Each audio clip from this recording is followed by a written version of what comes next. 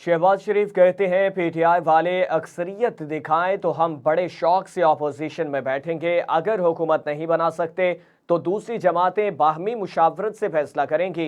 नून league number 1 सियासी जमात है, peoples party दूसरी सियासी जमात है। अब अगला मरहला शुरू होना है।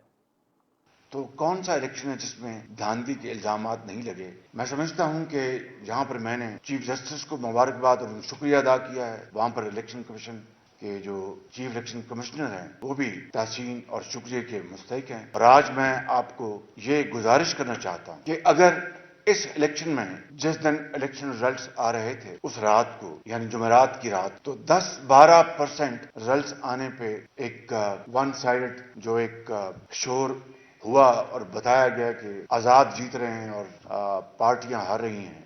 10-12% के ऊपर एक राय कायम कर लेना एक गैर मंतकी बात थी और गैर मुनासिब बात। और फिर आपने देखा कि इस इलेक्शन में हकायक अगर आप उसका आप सामना करें तो जवाब आपको साफ साफ मिल जाता है कि इस इलेक्शन में जो धांधली का इल्जाम लगाया गया, अगर ऐसी बात होती तो फिर ये मेरे लेफ्ट साइड पे जो हमारे एक सीनियर पॉलिटिशियन हैं बैठे हैं, जिन्होंने खुले दिल के साथ एतराफ़ किया कि मैंने अपनी